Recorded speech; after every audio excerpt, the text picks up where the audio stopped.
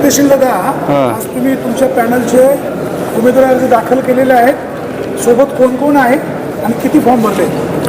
आज या ठिकाणी विघ्नर कारखान्याची जी निवडणूक होती त्या निवडणुकीच्या निमित्तानं 21 उमेदवारांचे अर्ज दाखल केले आणि त्यासाठी या ठिकाणी उपस्थित असलेले आशाताई आहेत, त्याचबरोबर संजय शेट सभापती काळे आहेत, संजय शेट पानसरे आहेत, ज्येष्ठ व्यक्तिमत्व अनिल तात्या मेयर, बाबा शेट परदेशी, बाजीराव शेट ढोले, त्याचबरोबर उपसभापती आहेत आणि मार्केट कमिटीचे अनेक संचालक मंडळी, ज्येष्ठ मंडळी या ठिकाणी उपस्थित आहेत. अनेक तरुण सहकारी मित्र आहेत. त्याचबरोबर विघ्नर परिवारातले अनेक सदस्य या निमित्तानं आमच्या शेरकर परिवारातले सगळे सदस्य उपस्थित आहेत. तर आज 21 उमेदवारांचे अर्ज दाखल केलेत. विघ्नर कारखान्याची निवडणूक पुढ्यात घातलेली आपल्याला सगळ्यांना ज्ञात आहे आणि विघ्नर कारखान्याच्या एक पॅनल प्रमुख म्हणून 21 जणांचे उमेदवारी अर्ज आम्ही या ठिकाणी दाखल केलेत. सर्वसमावेशक असलेले उमेदवारी आम्ही सर्व मंडळींनी या ठिकाणी प्रयत्न केला. त्यामध्ये सगळ्यांचं, ज्येष्ठांचं, अनेक जणांचं मार्गदर्शन या निमित्तानं या ठिकाणी घेतलेलं आहे आणि 21 जणांच्या उमेदवाराचा अर्ज आज या ठिकाणी दाखल केलेत. नक्कीच मला असं वाटतं का एक शेतकऱ्यांशी निगडीत असलेली ही संस्था आहे. तालुक्यात कुठल्याही प्रकारची मोठी इंडस्ट्री नाही. एक विघ्नर कारखाना जो आहे का, अनेक शेतकऱ्यांचा प्रपंच या विघ्नर कारखान्यावर चालतो. त्याच्यामध्ये कुठल्याही प्रकारचं राजकारण नको, ही भूमिका आमच्या सर्व लोकप्रतिनिधींची या निमित्तानं या ठिकाणी असते.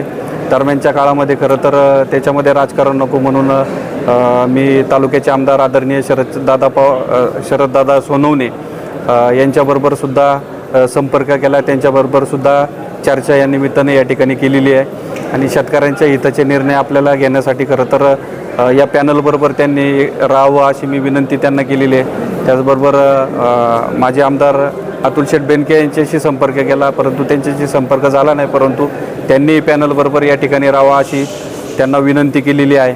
आणि नक्कीच मला असं वाटतं का उद्याच्या काळामध्ये जे काही उमेदवारी अर्ज दाखल करतील त्यांना माझी विनंती राहील की विघ्नर कारखान्याची निवडणूक बिनविरोध करण्यासाठी आपण मदत करावी. सर्व समावेशक असं उमेदवार या निमित्तानं दिलेले आहे. त्याच्यामध्ये सरसनिरस जरी झालेला असेल तरी नक्कीच पुढच्या काळामध्ये तो सुधारवण्याचा आम्ही प्रयत्न करू. परंतु एक हक्काने तुम्ही येऊन सांगू शकता, काही चुका असतील तर त्या दाखवू शकता, ते सुधारवण्याचं आम्ही काम करू आणि आपण सगळ्यांनी माघार घेऊन ही निवडणूक बिनविरोध करावी अशी विनंती करा. शेतकरी संघटनेत काही लोकांनी फॉर्म भरलेत, त्यांना तुमचं आव्हान काय आहे? त्यांनी सुद्धा तुमच्याशी चर्चा केलेली आहे. शेतकरी संघटनेतला माझ्याबरोबर त्यांच्या अनेक वेळेला फोनवर संपर्क झाला आणि त्यांना मी चर्चेसाठी बोलवलं होतं, परंतु पॅनल देण्याच्या अगोदर त्यांची माझी काही भेट झाली नाही. परंतु नंतरच्या काळामध्ये त्यांच्याबरोबर चर्चा करून त्यांच्या काही अडचणी असतील, समस्या असतील किंवा काही सूचना असतील त्याचा आदरपूर्वक विचार करून त्या सोडवण्याचा प्रयत्न आमचा केला जाईल आणि त्यांना विनंती राहील की बाबा आपण सगळ्यांनी उमेदवारांच्या माघारी घेऊन विरोध करण्यासाठी प्रयत्न करावे.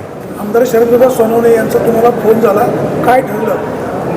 आमदार शरददादा सोनवणे यांचा फोन झाला. त्यांना मी विनंती केली की उमेदवारी अर्ज दाखल करतोय, आपण या ठिकाणी यावं आणि आपल्या सर्वांचं, सगळ्यांच्या विचाराचे असलेले 21 उमेदवार आपण या ठिकाणी देतोय. ते अर्ज दाखल करण्यासाठी तुम्ही यावं. परंतु दादा काहीतरी कार्यक्रमानिमित्त बाहेर असल्यामुळं नंतरच्या काळामध्ये आपली भेट करू असं त्यांनी मला सूचित केलं.